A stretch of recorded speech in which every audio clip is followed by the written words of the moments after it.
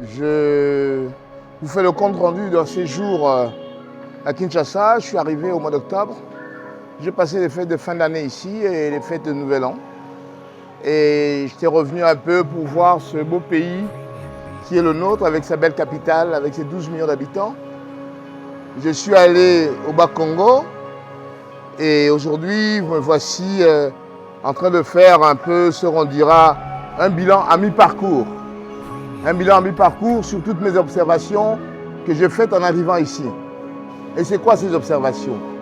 Étant quelqu'un de la diaspora, parfois nous avons des projets, nous avons des images, on se fait des plans sur ce pays qu'on aime beaucoup. On aime beaucoup parce que je crois que les gens de la diaspora aiment beaucoup ce pays. Et c'est à ce titre-là aussi qu'on veut être un peu les observateurs de ce qu'on a vu ici, de ce qu'on a remarqué, des choses qu'on a observées, des bonnes et des moins bonnes. Les moins bonnes à Kinshasa, en cette fin d'année, c'était par exemple cette question d'embouteillage qui a quand même embêté la vie de plus d'un Kinois. On en parlait comme c'était le sujet majeur. La deuxième chose, c'est la question de la sécurité routière. La sécurité routière, c'est-à-dire qu'est-ce qu'on fait de ce parc automobile qui ne cesse d'aller et de revenir. L'autre question, c'est la question de la délinquance juvénile qu'on appelle vulgairement les koulouna, qui, je vous assure, empeste la vie du paisible citoyen congolais. Et cette question de la jeunesse, il faut absolument qu'on le prenne à bras le corps. Et si on le prend à bras le corps, nous aurons des lendemains à déchanter.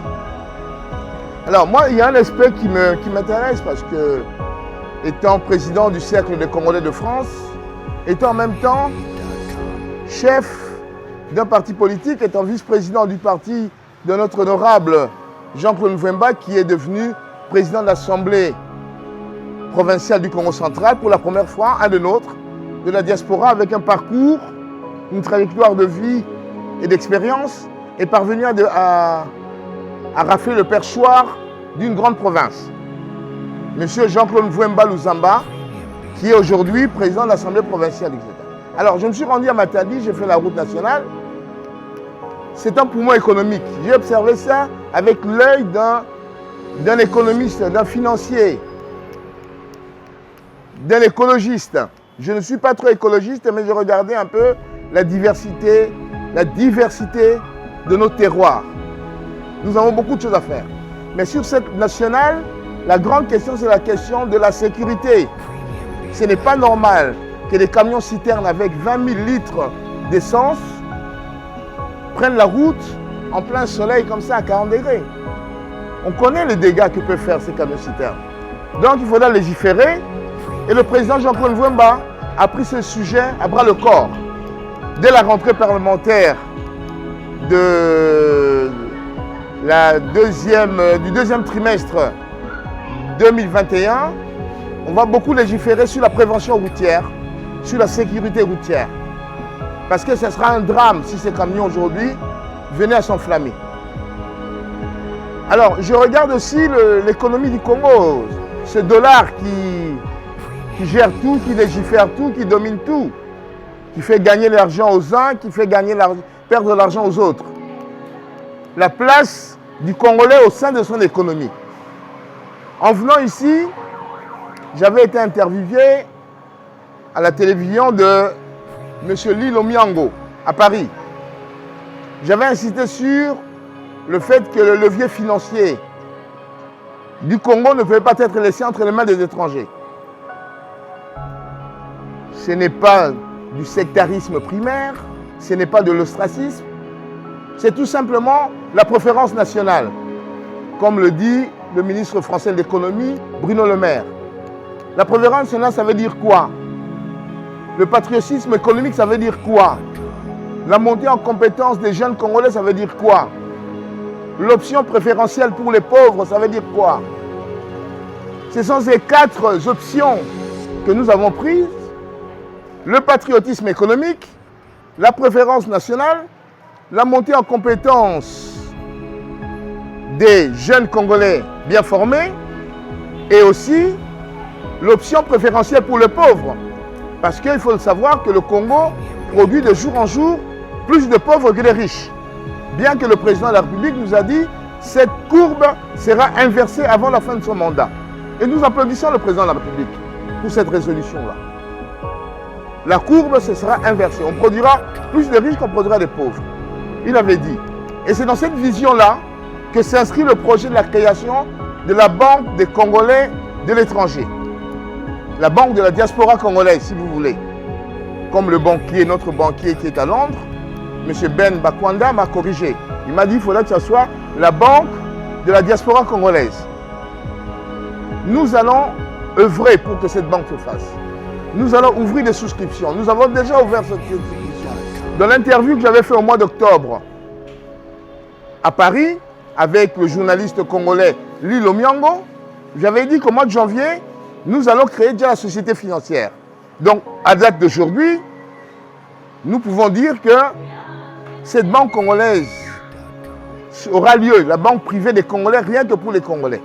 Je dis bien, on ne fait pas l'ostracisme, on ne fait pas de sectarisme, on ne met pas les gens de côté, mais nous devons, dans cette économie congolaise très florissante, où il y a une activité dynamique, nous ne pouvons pas laisser le levier financier aux mains des autres, des étrangers. Ça, ce sont les domaines réservés. Comme il y a des domaines réservés pour le président de la République, il y a les domaines réservés pour les Congolais, uniquement pour les Congolais, exclusivement pour les Congolais. C'est pour cela que nous allons très rapidement enregistrer la société financière qui sera le prélude de cette banque de la diaspora congolaise. Je remercie beaucoup les amis qui se sont engagés dans ce projet. Bodembane, je vous dis merci. Jean-Louis Timbalanga, je vous dis merci. Thomas Bossilikwa, je vous dis merci. Et aussi, Madame Bello, qui est venue souscrire. Madame Ipondo, qui est venue souscrire. Madame Zongo, je ne peux pas vous oublier, avec vos bénédictions, parce que vous êtes une femme de Dieu. Et les autres que je n'ai pas eu le temps de citer, qui sont présents dans ce projet des Congolais pour créer la Banque de la diaspora congolaise, qui sera le levier financier. Parce que cet aspect financier, nous ne pouvons pas le laisser entre les mains des autres. Ce sera notre et exclusivement notre rôle à nous à jouer dans le sein de notre économie. Voilà un peu ce que je voulais vous dire. Les choses que j'ai tirées de ces quelques mois passés à Kinshasa. Je suis à mi-parcours et au bout de 3 mois, voilà ce que j'ai observé. La question de la sécurité routière. Vous voyez quelle est la densité de cette ville. Vous voyez comment est-ce que les voitures roulent. Il faut tout remettre à plat. Je dis bien tout remettre à plat.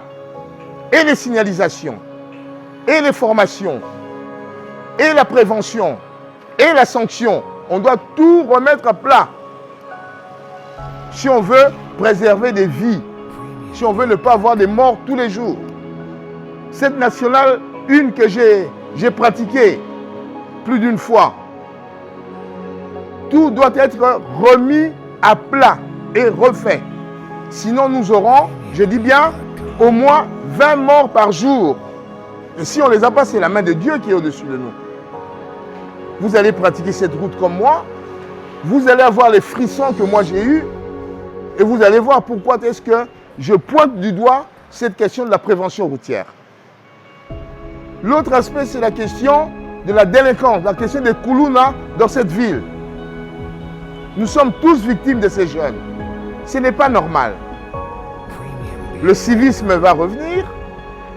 Même lorsqu'on parle de la nouvelle citoyenneté, il faut prendre à bras le corps ce terme de la nouvelle citoyenneté. Les cours du soir doivent reprendre, les cours d'éducation physique, le scoutisme, apprendre à vivre ensemble. Les Congolais ont perdu le sens de vivre ensemble.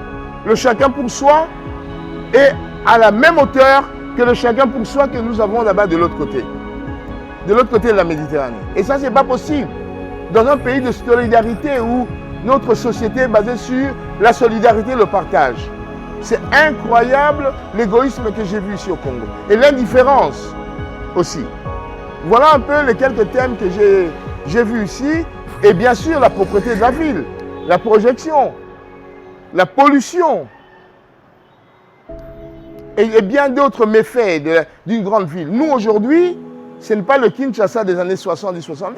Nous, aujourd'hui, c'est Mexico, Jakarta, São Paulo, Rio de Janeiro, Manille. C'est ça Kinshasa aujourd'hui. Donc, il faut absolument reformater des choses dans cette ville. Voilà en gros ce que j'ai fait. C'est mes premières observations de la ville. J'en ferai encore des autres mises au point comme ça. Mais je tenais à faire ce bilan à mi-parcours. Je l'ai fait au mois d'octobre avant d'arriver ici. Je le fais aujourd'hui au mois de janvier. Et j'espère le refaire encore au mois de mai quand je serai ici. Je vous remercie beaucoup de l'attention que vous avez accordée à mon point de vue, à mon point de presse. C'est vraiment pour la diaspora, je m'adresse à vous. Réunissez-vous, ce pays ici est à nous. Venez dans le pays, venez faire votre immersion comme j'ai fait mon immersion. Venez vous habituer au nouveau Congo et nous allons partir de l'avant. Je vous remercie beaucoup. Votre compatriote Désiré Pongo, président du Cercle des Congolais de France, vice-président du parti de Jean-Claude Mvemba, le mouvement du peuple congolais pour la République. Je vous remercie et bien de choses chez vous. Au revoir.